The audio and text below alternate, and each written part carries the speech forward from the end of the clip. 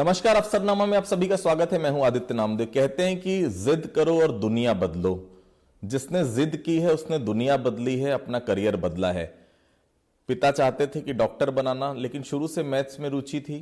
IIT भी select हुए, नौकरी भी की, लेकिन नौकरी छोड़कर यूपीएससी की फाइट करी और यूपीएससी में आईपीएस सेलेक्ट हुए। 2007 बैच के आईपीएस अधिकारी इस वक्त मेरे साथ हैं, दीपक झा साहब। बहुत स्वागत करता हूं मैं। नमस्कार सर, बहुत छोटी सी जगह है गोपालपुर जहाँ से आप आते हैं सर, और 3 बहनें भी साथ में। सर, क्या परिवार में, चूंकि एजुकेशन बहुत आसान नहीं होता सर, बहुत सस्ता नहीं है, अब एजुकेशन बहुत महंगा है, और वहाँ से लेकर यहाँ तक का सफ़र, शुरुआत तो मैं गोपालपुर से ही करना चाहूँगा सर, कि वहाँ की शुरुआत कैसी रही?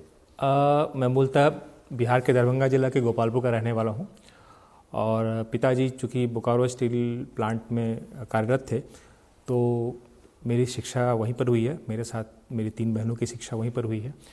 और पिताजी शुरू से ही चाहते थे कि सब बच्चे आगे पढ़ाई में अच्छा करें, स्टडीज़ में अच्छा करें। इसके लिए उन्होंने अपने हैसियत से आगे जा कर के, इन्होंने अपने फाइनेंशियल कैपेबिलिटी से आगे जाकर उन्होंने पूरा प्रयास किया और उसी के अनुरूप हम बच्चों ने भी अच्छा किया। और मैंने फिर 12वीं वहाँ से करने के बाद, स्कूल से करने के बाद आईआईटी कानपुर में मेरा दाखिला हुआ। आईआईटी निकालने के बाद वहाँ पे मैंने मैकेनिकल इंजीनियरिंग की पढ़ाई करी और 2001 में वहाँ से ग्रेजुएट करने के बाद फिर मैंने पीएसयू में ज्वाइन किया, एक जॉब ज्वाइन किया और मुंबई में मैं वहाँ पे कार्यरत था। उसके बाद फिर फाइनली यूपीएससी के बारे में मालूम पड़ा, और पहले भी मालूम था वैसे। जब आईआईटी कानपुर में जब मैं पढ़ाई कर रहा था, उसमें भी वहाँ के काफ़ी लोग, विशेषकर जो एमटेक वगैरह करते थे, उन लोगों में काफ़ी देखता था सिविल सर्विसेज तैयारी करते थे। तो जब मैं पीएसयू में सेलेक्ट हो गया, पीएसयू में मैंने जब जॉब शुरू कर लिया, तब एक तरह से एक मोनोटोनिटी आ गई थी जॉब में, एक प्रकार का ही जॉब था, और मुझे लगा कि मैं कुछ बेहतर कर सकता हूँ। तो फिर मैंने वहीं से रहते हुए फिर मैंने ट्राई किया और यूपीएससी में सेलेक्ट हुआ। सर, बहुत ज़्यादा देखा ये जाता है कि जिसको यूपीएससी करना है, आर्ट्स के सब्जेक्ट वो ज़्यादा चूज़ करता है सर, अगर उसको शुरू से ये लगता है कि उसको यूपीएससी में जाना है। लेकिन चूंकि सर मैथ्स बैकग्राउंड अपने आप में ऐसा बैकग्राउंड रहता है हर, क्योंकि बचपन में हम लोगों की एज में यही कहा जाता था, यार लड़का है तो मैथ्स बैकग्राउंड में इंजीनियर बनेगा, लड़की है तो डॉक्टर बनेगी, या लड़का है तो भी डॉक्टर। डॉक्टर और इंजीनियर 2 शब्द से ज़्यादा तीसरा शब्द कोई बहुत ज़्यादा जानता नहीं था। पिता भी चाहते थे आप डॉक्टर बने? बिल्कुल सही है। शुरू में जब आप 8वीं 9वीं में होते हो तो 2 ही ऑप्शन होते थे उस समय। अभी भी मोस्टली वही ऑप्शन है साइंस में, या तो डॉक्टर होता है बच्चा या इंजीनियर होता है जो ज़्यादा अच्छी स्टडी साइंस में करना चाहता है। और मेरे पिताजी को मेडिसिन प्रोफेशन, उन्होंने भी चूँकि जूलॉजी में उन्होंने भी ग्रेजुएशन किया था, बॉटनी जूलॉजी में, तो उनको भी कहीं ना कहीं वो स्ट्रीम उन्होंने पढ़ा था और शायद उनकी भी इच्छा रही होगी, नहीं कर पाए होंगे। तो उन्होंने मुझे फिर लगा कि इनके माध्यम से सेवा भाव कर से मेडिसिन में जा सकता है, तो उन्होंने इसलिए मुझे बायो भी दिलवाया। लेकिन चूँकि मेरी रुचि मैथमेटिक्स में ज़्यादा थी, तो मैंने कहा कि मैं बायो लूँगा लेकिन मैथमेटिक्स के साथ लूँगा, इसलिए मैंने दोनों सब्जेक्ट लिया। और बहुत ही मुश्किल था दोनों की तैयारी करना, इंजीनियरिंग की भी, पीएमटी की भी। लेकिन फिर आखिरी में मैंने जब एग्ज़ाम दे दिया आईआईटी का और मुझे लगा मैंने अच्छा परफॉर्म कर दिया है, रिजल्ट नहीं आया था तब तक, तो फिर मैंने उनको बताया, पापा को बताया कि मैं पीएमटी का एग्ज़ाम, जिसका मैंने ऑलरेडी फॉर्म भरा हुआ था, मैं नहीं दूंगा एग्जामिनेशन सीबीएसई पीएमटी का, और मैं आश्वस्त हूँ, कॉन्फिडेंट हूँ कि मेरा आईआईटी में सिलेक्शन हो जाएगा और उससे मैं करियर बनाऊंगा। तो इसीलिए फिर मैंने इंजीनियरिंग को चूज़ किया। हर बच्चे का सपना होता है सर, जो मैथ्स बैकग्राउंड का रहता है, कि मैं आईआईटी में सेलेक्ट हूँ, और वो आप हुए सर। आईआईटी में आपने पूरा अपना कॉलेजिंग भी आपने की सर, लेकिन उसके बाद नौकरी भी आपने ज्वाइन करी। लेकिन नौकरी ज्वाइन करने के बाद बहुत कम होता है कि फिर आप करियर में स्विच कर रहे हैं कहीं पर, क्योंकि एक बार करियर की दिशा आईटी आप हो गए, उसके बाद आपने हिंदुस्तान पेट्रोलियम में जॉब भी की, बहुत अच्छी सैलरी भी रही होगी सर। फिर वहाँ मन अचानक डाइवर्ट होना कि अब यूपीएससी करना है? सही बात है। जब एक तरह से जब आदमी का सपना ये होता है कि आदमी सेट हो जाए, और सबसे आसान होता है आईआईटी में चले गए तो निश्चित रूप से एक अच्छी पैकेज के साथ आपको जॉब मिलेगी, आपका नाम भी होगा। और बहुत से जो मेरे दोस्त हैं, मेरे बैचमेट्स हैं आईआईटी के, निश्चित रूप से उन्होंने, कई सारे लोगों ने अपनी कंपनियां खोल रखी हैं, बहुत से लोगों को जॉब भी दे रहे हैं और अपने करियर के चरम पे हैं।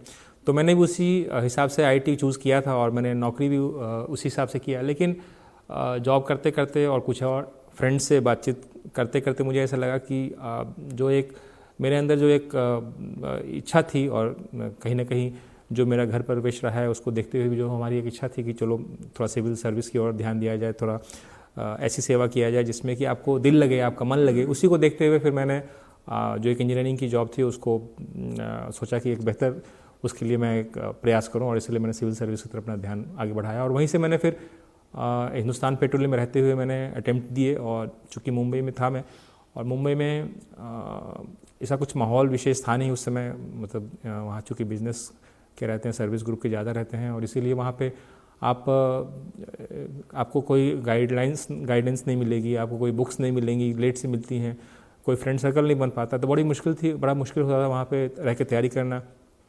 फिर भी मैंने वहाँ से 3 अटेम्प्ट दिया, और एक बार प्री में नहीं हो पाया, फिर मेंस तक गया, फिर इंटरव्यू तक गया, और जब 3 अटेम्प्ट हो गया और मुझे ऐसा लगा कि अब मुझे जाना ही है, और उसमें और मैं उसी सवाल पे आ रहा था सर कि एक बार जब आपकी लाइफ सेट हो जाती है, आपको पता है कि एक हैंडसम सैलरी आपके हाथ में आ रही है, और उसके बाद 4 अटेम्प्ट सामान्य परिवार के लिए रहता है सर यूपीएससी में। 3 अटेम्प्ट आप देख चुके थे, पहली बार प्री निकला, दूसरी बार मेंस, तीसरी बार इंटरव्यू में के आगे आप नहीं जा पाए, लेकिन चौथा अटेम्प्ट लास्ट अटेम्प्ट, उस समय ये रहता है कि लास्ट मतलब करो या मरो की स्थिति।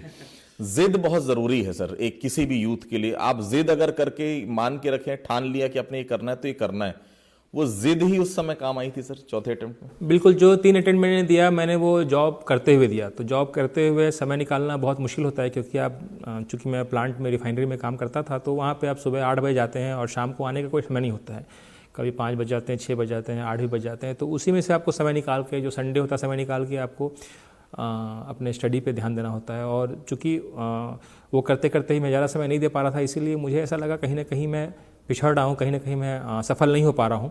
इसीलिए मैंने फिर वो ठान लिया कि चलो जॉब का तो बाद में देख लेंगे, लेकिन चूँकि एक ही अटेम्प्ट बचा है और दोबारा ये मौका मिलने वाला है नहीं लाइफ में, तो किसी प्रकार से एक बार सारा रिस्क लेते हुए, हालांकि मेरी कंडीशन वैसी नहीं थी फाइनेंशियल कि मैं जॉब छोड़ सकूं, जैसे आपने बताया सिस्टर्स भी थी मेरी, और जो फाइनेंशियल कंडीशन घर की होती है उसको देखते हुए कोई घर में सपोर्ट जनरली करता नहीं है कि आप इतनी अच्छी एक पीएसयू की नौकरी छोड़ करके आप घर बैठ के आप तैयारी करें। लेकिन जो एक मुझे लगा कि नहीं, अब ये अटेम्प्ट है और करना है तो यही अटेम्प्ट में है, और चूँकि हर बार मुझे थोड़ी बहुत सफलता मिलती रही, तो मुझे कहीं ना कहीं अंदर से कॉन्फिडेंस था कि मैं अगर पूरा अपना दूंगा जो अभी तक नहीं दे पा रहा, तो शायद मैं सक्सेसफुल हो जाऊँ। और इसी को लेकर फिर मैंने फाइनली जॉब से रिजाइन कर दिया, और रिजाइन करके फिर मैंने पिता का रिएक्शन क्या था सर सबसे पहला जब आपने कहा कि मैं नौकरी छोड़कर फिर यूपीएससी की तैयारी करना चाहता हूं? बिल्कुल, जैसे मैंने बताया कि कोई भी मेरे इस डिसीजन को सपोर्ट करने के लिए शुरू में बिल्कुल राजी नहीं थे कि आप इतनी अच्छी, जिसमें आपने ऑलरेडी 4 साल नौकरी में दे दिया है, आपका एक प्रमोशन भी हो चुका है, एक अच्छी खासी जॉब है, और सारी एक पीएसयू की एक जो जॉब होती है वो कई मायनों में गवर्नमेंट जॉब से, मतलब उस समय तो सैलरी पैकेज भी अच्छी थी और फैसिलिटीज़ भी अच्छी थी, तो उसको छोड़ने के लिए तो कोई भी घर में राजी नहीं थे कि आप छोड़ो मत। लेकिन फिर भी मैंने कैसे भी उनको कन्विंस किया कि नहीं, मुझे एक अटेम्प्ट दीजिए, एक मौका दीजिए, फिर मैं कुछ ना कुछ और जॉब के लिए ट्राई करूँगा उसके बाद। तो क्योंकि इतना लंबा स्टडी लीव का प्रावधान होता नहीं था पीएसयू वगैरह में, 2-3 महीने तक ले सकते हैं, लेकिन अब एक अटेम्प्ट के लिए मुझे 6-8 महीने चाहिए थे, तो फिर कैसे भी उनको मैंने मनाया और फिर मैंने जॉब को रिजाइन करके तैयारी की। सर 2007 का वो समय जब 2006 में 25,000 रुपये हाथ में आते थे सर, घर का खर्चा भी कंपनी उठाती थी, आने जाने का कोई खर्च लगता नहीं था, लेकिन वो 7,000 रुपये जो पहली सैलरी मिली होगी उसमें एनपीए का खर्च 3,500 रुपये कम से कम लगता होगा, पैसे कुछ बचते नहीं, लेकिन वो 25,000 में ज़्यादा सेटिस्फेक्शन लगा कि ये 7,000। निश्चित रूप से ये हम तो पहले ही जान रहे होते हैं कि क्या सैलरी पैकेज है और क्या इसमें फैसिलिटीज़ होते हैं, इसके बाद भी हम उसमें इसको मैंने ऑप्ट किया था, तो ये चीज़ तो मैं पहले से मालूम थी कि इसकी सैलरी कम रहेगी, लेकिन इसकी में एक अलग तरह का सुकून था कि जिसके लिए मैं इतने सालों से 4-5 साल से लगातार प्रयासरत था, वो मुझे मिल गया। अब सैलरी का क्या है, सैलरी तो जो जितना रहता है उतना पर्याप्त होता ही है आदमी के रहने के लिए, साथ में जो आपको एक समाज में एक जो रेस्पेक्ट होता है, जो आपको कुछ करने का जो मौका देती है सर्विस, तो वो जो खुशी होती है वो उस सैलरी उस नौकरी से कहीं ज़्यादा अधिक होती है। बहुत मुश्किल होता है सर एक जॉब आप कर रहे हो, क्योंकि जॉब में आप कर रहे हैं मतलब साफ है कि आपको उस जॉब के लिए भी अपना 100% देना पड़ेगा, उसके बाद फिर एक नया करियर के लिए आप आगे बढ़ रहे हैं।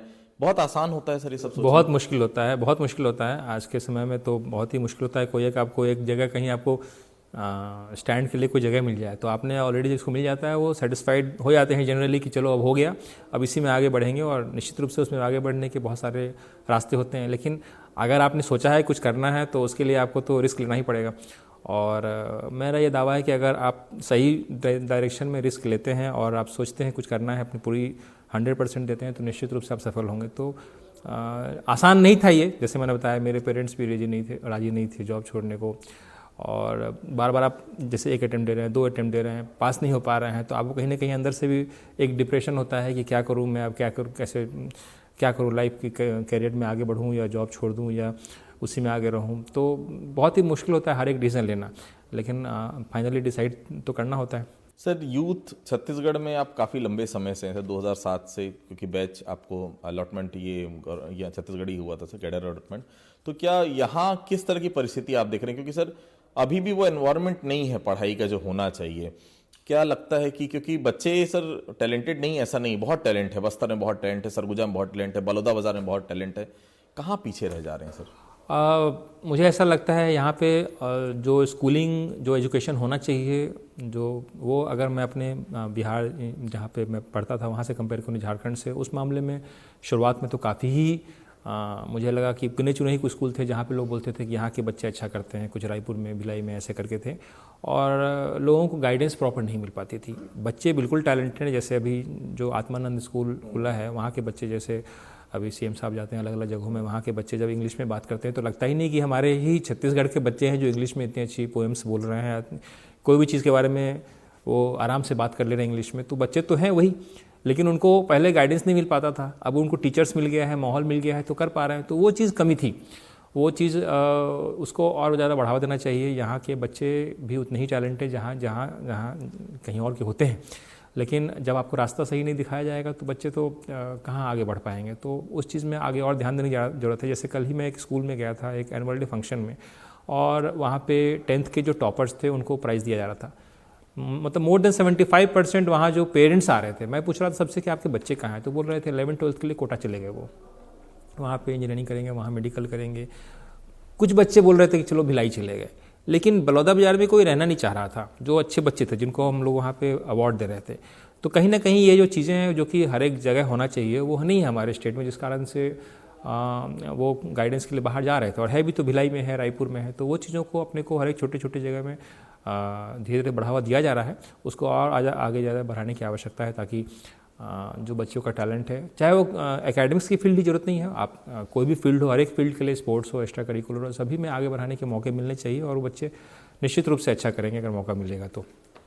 पढ़ाने का भी बहुत शौक है सर, आपको सुना है मैंने, क्योंकि ज़रूरी है भी सर, क्योंकि जो हमने अर्जित किया अगर हम वो किसी को दे के नहीं जाएंगे तो फिर कोई मतलब नहीं है। कहते हैं कि जितना विद्या का जो सागर है, जितना आप बांटेंगे उतनी बढ़ती है ये। तो क्या ऐसा कोई प्लान है सर कि बच्चों को पढ़ाना चाहिए?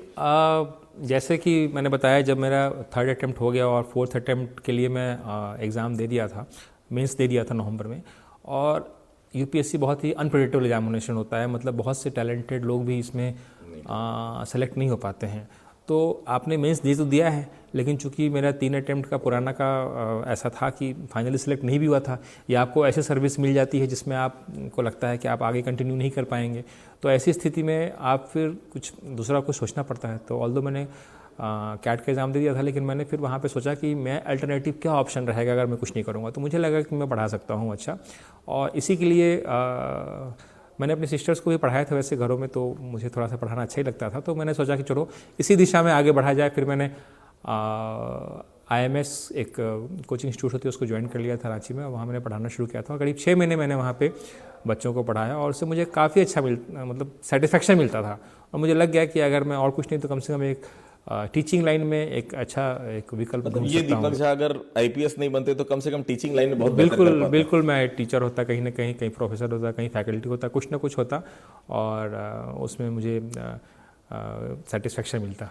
यूथ जो UPSC या PSC की तैयारी करते हैं सर, उनके लिए क्या कहना चाहेंगे, किस तरह से तैयारी उनकी होना चाहिए?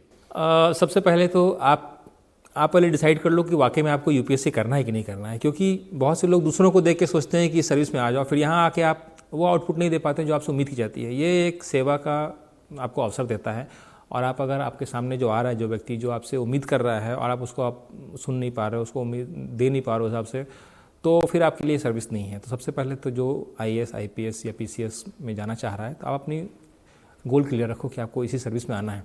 और एक बार अगर आपने सोच लिया कि हाँ आप इस सेवा के लिए हैं, आप अपने लिए नहीं बल्कि अन्यों को सेवा देने के लिए, निश्चित रूप से आपको अपने करियर ग्रोथ के लिए बहुत सारे अवसर मिलते हैं इसमें। लेकिन मुख्य रूप से चूँकि नाम ही सिविल सर्विस है, तो सर्विस के लिए आप रेडी हैं तब आप एग्ज़ाम दीजिए। और एग्ज़ाम के लिए आपको अपने बहुत सारे ऐसे लोगों से जो compete किए, जो फाइट किए हैं, उनसे आप मिलकर बात कर सकते हैं, उनसे आप गाइडेंस ले सकते हैं। और इसमें सभी को पहले अटेम्प्ट में तो सक्सेस मिलती नहीं है, जैसे मैंने अपना एग्जांपल दिया, बहुत सारे एग्जांपल हैं। जब आप रेशियो देखेंगे तो अधिकतर लोगों को 2-3 साल 4 साल लग के ही इसमें सफलता मिलती है। तो आपको उससे हताश नहीं होना चाहिए।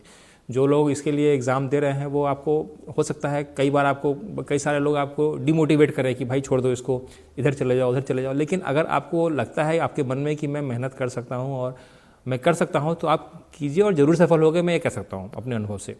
तो जो यूथ करना चाह रहे हैं वो आप सही दिशा में प्लानिंग करो, आप मेहनत करो आप, और निश्चित रूप से आप इसमें सफल हो पाओगे। सर, जीके बहुत सब्जेक्ट ऐसा होता है जिसके बारे में आपको रोज अखबार पढ़ना चाहिए, कहते हैं लगातार आपको अप टू डेट रहना चाहिए। कितना इसको, क्योंकि आपके यूथ का लगता है अगर 24 घंटे में 18 घंटे मोबाइल पर बीतता है, मोबाइल में कुछ पॉजिटिव चीज़ें हैं लेकिन निगेटिव एस्पेक्ट्स ज़्यादा हैं। सर, कुछ कहना चाहेंगे? हाँ बिल्कुल। अब थैंकफुली हमारे टाइम में मोबाइल, स्मार्टफोन इतना नहीं था, तो हम लोग उतना डिस्ट्रैक्ट नहीं होते थे। लेकिन आज के टाइम में मोबाइल एक बहुत बड़ा कारण है डिस्ट्रैक्शन का। तो मेरा तो यही कहना है कि आप अगर कंट्रोल नहीं कर सकते हो अपने मोबाइल के यूसेज को, आपको मालूम है कि मोबाइल पे आप डिस्ट्रैक्ट हो गई, तो बेहतर है कि मोबाइल की जगह बुक्स पे भरोसा करो और बुक्स पे ही ज़्यादा कंसंट्रेट करके आप ध्यान दीजिए। स्मार्टफोन का टाइम लिमिट कर लिए, आधा घंटा, 1 घंटा, 2 घंटा, इतना ही लिमिट करके रखिए। नहीं तो फिर आप निश्चित रूप से डिस्ट्रैक्ट होने के उसमें बहुत सारे वो रहते हैं तरीके, वो मतलब आपको डिस्ट्रैक्ट होंगे ही होंगे उसमें आप। बतौर एसपी पहला जिला कोंडागांव सर, फिर कमांडेंट जगदलपुर, बालोद रहे आप, रायगढ़ रहे, बिलासपुर रहे, बलौदा बाजार में आप फिलहाल हैं सर, महासमुंद में भी आप रहे। जगदलपुर का टेन्योर बहुत याद आता होगा सर जब कमांडेंट आप रहे। मिनपा एक बहुत ऐसा एरिया जहां पर कहते हैं कि आप पहुंचे और आपके ऊपर नक्सली गोलीबारी शुरू कर देंगे, वो इंसिडेंट आज भी याद आता है सर? हाँ, अब छत्तीसगढ़ जब कैडर लॉट होता है तो शुरुआत में तो लोग यही बोलते थे कि छत्तीसगढ़ कैडर लॉट हो गया है। लोग ऐसी भावना से देखते थे, पता नहीं कैसे, सहानुभूति की भावना से सिंपैथाइज करते थे। 2007 का मुझे अभी भी याद आ रहा है, हम लोग कोई कोर्स में थे और तब कैडर आने का कहीं ना कहीं से आया कि सबको कैडर लॉट हुआ है, सब में उत्सुकता थी क्या कैडर हुआ है। तो जब जो छत्तीसगढ़ कैडर के हम 4 लोग थे, 4 लोग हैं हमारे बैच में, सभी लोग छत्तीसगढ़ के बाहर के हैं। तो जब उनको कैडर मिला तो हम चारों को लोग ऐसे देखते थे कि भाई ये कैसे रहेंगे। अब मतलब छत्तीसगढ़ उन दिनों में नक्सलवाद के उसमें इतना ज़्यादा ग्रसित था। तो और छत्तीसगढ़ लेकिन एक बार आ गए आप तो बस्तर की पोस्टिंग सभी को, कुछ लोग तो अवॉइड करते हैं कि बस्तर जाना नहीं पड़े, लेकिन बस्तर की पोस्टिंग एक बार हो गई तो फिर आप कभी नहीं भूलेंगे वो। तो मेरे दो टेनियर, अच्छे टेनियर रहे बस्तर में। ऐसे तो छोटे छोटे पखांजूर में भी रहा और कोंडागांव में भी एसपी रहा मैं। लेकिन जो एक टेनियर था मेरा जगदलपुर में कमांडेंट का, बटालियन का, जिसके दौरान मिनपा में एक ऑपरेशन प्लान हुआ था। मिनपा एक ऐसी जगह है जहाँ पिछले मतलब 2-3 साल पहले ही वहाँ पे कैंप आया है। उससे पहले तक वो वहाँ तक जाने की सड़क नहीं थी। और वहाँ पे हम लोग 2012 की बात बता रहा हूँ मैं, वहाँ पे हम लोगों ने करीब 400 की फोर्स के साथ प्लान किया कि वहीं जाके रहेंगे और उसको एक लॉन्च पैड बनाया जाएगा, वहीं से ऑपरेशंस किए जाएंगे। तो सुकमा एसपी जो भी हमारा बैचमेट ही था, वो और हम और बहुत सारे अधिकारी, सभी लोगों ने इस प्लानिंग के साथ कि वहाँ महीनों रहना पड़ सकता है। वो ऐसी जगह है जहाँ पे नेटवर्क नहीं है, सैटेलाइट फ़ोन से ही बात कर सकते हैं। अब ऐसा भी नहीं कहीं पेड़ पे चढ़ के बात कर सकें, वैसा भी नहीं है। तो वैसी जगह में आपको रहना है, परिवार से दूर रहना है। तो वैसी जगह में हम लोग गए और मुझे याद है अभी भी हम लोग गए थे करीब ऐसे ही 5, साढ़े 5, 6 बजे का अंधेरा होने का, डस्ट का टाइम होगा। और हम लोग अभी सेटल हुए भी नहीं थे, सब सोच ही रहे थे कैसे कैसे, कहाँ पे टेंट बनेंगे, कहाँ पे खाना बनेगा, कहाँ पे फ्रेश होने का एरिया रहेगा। उतने में दूर से करीब 300-400 मीटर दूर से कहीं गोलीबारी की आवाज़ सुनाई। मतलब वेलकम वहीं से हुआ। जी। और हम सभी लोग जो थे अचानक से इस चीज़ के लिए हम लोग सोचते तो थे कहीं भी रास्ते में मतलब हो सकता है, लेकिन इस तरह से आएगा उसकी उम्मीद नहीं थी। तो तत्काल हम लोगों ने पोजीशन लिया और मुझे याद है रात भर हम लोग कोई सोए नहीं, खाना तो किसी ने खाया नहीं, खाना बना ही नहीं तो क्या खाएंगे। और हम लोग रात भर ऐसे ही अपनी अपनी जगह में जो भी मेड़ मिला हो, जो भी जगह मिली हो, वहाँ पे जाके हम लोग अगले दिन सुबह का इंतजार करते रहे। वहीं पे दूर से ही फायरिंग आती रही, इधर से ही फायरिंग होती रही। उस तरह का हमारा पहला वहाँ पे रात बीता वहाँ पे। उसके बाद हम लोग करीब वहाँ पे 20-25 दिन रहे और वहाँ से काफ़ी सारे ऑपरेशंस हमने किया, कुछ सक्सेसेस मिली, कुछ नुकसान भी हुआ। वो एक मुझे याद आ रहा है। और बतौर जगदलपुर एसपी जो 2 साल का मेरा टेनियर रहा, वो भी मुझे काफ़ी अच्छा लगा। और कोई भी भूलता नहीं है बस्तर के पीरियड को, बस्तर के टेनियर को। सबकी छत्तीसगढ़ बस्तर से ही लेकिन मोस्टली ऐसा जाना क्यों जाता है। कहा जाता है कि कोई बस्तर आना, जैसे रायपुर की बात करें, दुर्ग की बात करें, कोई बस्तर जाना नहीं चाहता, लेकिन जो बस्तर एक बार चले गया वो बस्तर छोड़ना नहीं चाहता। बिल्कुल सही क्या है, क्या इसके बिल्कुल है। पीछे? बस्तर मतलब जो सही छत्तीसगढ़ मुझे दिखता है वो बस्तर ही है। बाकी रायपुर, बिलासपुर और जो सेंट्रल एरिया है वो तो पूरा प्लेन एरिया है, जो नॉर्मल कोई भी अदर सिटीज़ होती हैं अन्य राज्य में वैसा है। लेकिन बस्तर जैसा कुछ और जगह नहीं है। जो वहाँ पे नेचुरल जो लैंडस्केप है, जो वाटरफॉल्स हैं, जो वहाँ के लोग हैं, जो वहाँ के लोगों में जो एक तरह से जो आदर भाव होता है। अभी जो हमारे यहाँ कलेक्टर है वहाँ, उन्होंने भी, वो भी थे कुछ समय के लिए, तो उन्होंने बहुत सारे ऐसे होम स्टे शुरू किए थे। होम स्टे में आप जैसे उनके घरों में ही रहते हैं और उसके एवज में फिर उनको जो भी उनका रहता है रेंटल मिलता है, तो वो बहुत ही अच्छे से स्वागत सत्कार करते हैं। तो वो चीज़ें हम लोग मिस करते हैं। मैंने सुना है कि दीपक झा कंप्रोमाइज नहीं करते सर। आईएएस आईपीएस जो भी होते हैं आजकल, मोर और लेस जॉब है मैनेजमेंट की सर, मैनेजमेंट हर तरफ हावी है। कंप्रोमाइज एक वर्ड ऐसा है कि सर, मतलब इसके बारे में आप बेहतर बता सकते हैं, ऐसा क्यों कहा जाता है कि दीपक झा कंप्रोमाइज नहीं करते? पता नहीं ये आप पॉजिटिव सेंस में बोल रहे हैं, नेगेटिव बोल रहे हैं, मैं इसके बारे में नहीं बोल सकता। लेकिन मेरा ये रहता है जो सही लोगों को, जिससे लोगों को फ़ायदा मिले वैसा कुछ करना चाहिए। और मैं मोस्टली जहाँ भी रहा हूँ, पोस्टेड जितने 7 जिलों में एसपी रहा हूँ या कहीं भी रहा हूँ, तो कोशिश करता हूँ कि जो पब्लिक है उससे डायरेक्ट 1 to 1 बात कर सकूँ। इसलिए मैं ऑफिस में कोशिश करता हूँ एटलीस्ट 1 हाफ तक ऑफिस में बैठूँ, लोगों से बात सुनूँ। और पुलिस स्टेशन वगैरह भी जाता हूँ, वहाँ भी सुनता हूँ। तो वैसे मामलों में अगर किसी कोई हमसे उम्मीद है और उसमें अगर कोई हमसे गलत करवाना चाहता है, तो मैं बहुत ही हम्बली उनको मतलब बता देता हूँ कि भाई ये पॉसिबल नहीं है। अगर उसको लोग सोचते हैं कि कॉम्प्रोमाइज़ नहीं करते, तो मेरा उसमें यही कहना है कि जो नियम है उसके हिसाब से चलना चाहिए। और अब तो काफ़ी समय हो गया, अब तो लोग मुझे जान ही चुके हैं, तो उसमें मुझे अब कोई बोलता भी नहीं है इस संबंध में। मैडम पेशे से एडवोकेट हैं सर, शायद जहां जहां आपकी जॉब रही आपके साथ वो चली, कंप्रोमाइज उन्होंने आपके लिए किया। पहली बार शायद जब बिलासपुर पोस्टिंग हुई तो आपको लगा होगा चलिए कम से कम मैं साथ में तो रह सकता हूं, या वो दिल से मेरे साथ रहेंगे क्योंकि बिलासपुर हाईकोर्ट में प्रैक्टिस। उनको सबसे ज्यादा बुरा लगा होगा जब बिलासपुर से हटाया गया। सही बात है। उनका पेशे से वो उन्होंने लॉ किया हुआ है, और पहले तो उन्होंने कॉरपोरेट लॉ में उन्होंने स्पेशलाइजेशन किया हुआ है। तो शुरुआत में तो जब उन्होंने मुंबई में जॉब करती थी, लेकिन जब मैं यहाँ पे शादी होकर यहाँ पर आ गई, तो यहाँ पे तो कुछ कॉरपोरेट लॉ की कुछ गुंजाइश थी नहीं। फिर उन्होंने मेरे साथ ही हर जगह रहने का प्रयास किया, और अपने करियर को उन्होंने बिल्कुल एक तरह साइडलाइन करते हुए मेरे साथ ही रहे। मैं जहाँ जहाँ गया, चाहे पखानजूर जैसे छोटी जगह हो, आप सोच सकते हैं बॉम्बे से सीधा पखानजूर उनको आना पड़ गया, चाहे वो कोंडागांव हो, हर जगह वो मेरे साथ रहीं। और उन्होंने अपने करियर को साइडलाइन किया एक तरह से। लेकिन जब मेरी पोस्टिंग यहाँ बिलासपुर, तो निश्चित रूप से सबसे ज़्यादा खुशी मुझे हुई कि चलो एटलीस्ट एक ऐसा मौका आया जब वो जहाँ उनकी दिली तमन्ना थी कि हाईकोर्ट में प्रैक्टिस करूँ, वो हाईकोर्ट में कर सकती हैं, नज़दीक है, यहीं पर है। और वो 5 महीने उन्होंने भी काफ़ी मेहनत किया और काफ़ी कुछ किया, और अभी भी प्रैक्टिसिंग है। लेकिन निश्चित रूप से उनके लिए अब यहाँ आने से थोड़ी सी तकलीफ ज़रूर है। वहाँ उनको हाईकोर्ट था नज़दीक, तो पेशे के लिए उनको इम्पोर्टेंट था, अच्छा था। ईओडब्ल्यू में भी रहे सर, और उस छोटे से टेन्योर में मेरे ख्याल से 4-5 अधिकारी बड़े बड़े बदलते आपने देखे। खैर बदलाव प्रकृति का नियम है सर, लेकिन बहुत मुश्किल होता है। आपके अधिकारी एक से ट्यूनिंग बने, फिर 1 महीने बाद फिर दूसरा, फिर तीसरे महीने तीसरा, ये दिक्कत आती है सर जॉब में जब हम रहते हैं। निश्चित रूप से जब कोई हमारा वरिष्ठ अधिकारी चेंज हो जाता है तो उसकी प्रायोरिटी चेंज हो जाती है। मैं ईओडब्ल्यू में 2019 में जनवरी से मई तक लगभग रहा, और उन 5-6 महीने में लगभग 3 अधिकारी जो है डायरेक्टर लेवल पे वो चेंज हो गए, और चौथे आने वाले थे। लेकिन अब काम तो वही रहता है, लेकिन जब अधिकारी चेंज हो जाते हैं तो उनकी प्रायोरिटी निश्चित रूप से अलग हो जाती हैं, तो थोड़ा सा एडजस्ट तो करना ही पड़ता है। लेकिन ठीक है, हम लोगों को आदत है उस तरह की चीज़ों के लिए। चलिए सर, बहुत बहुत धन्यवाद हमसे बातचीत करने के लिए। तो आपने सुना दीपक झा साहब को, बहुत साफ इन्होंने कहा आप तय कर लीजिए। ऐसा नहीं कि कोई बगल के घर का शख्स यूपीएससी सेलेक्ट हुआ है, कलेक्टर बना है, एसपी बना है, तो हमको भी बनना है।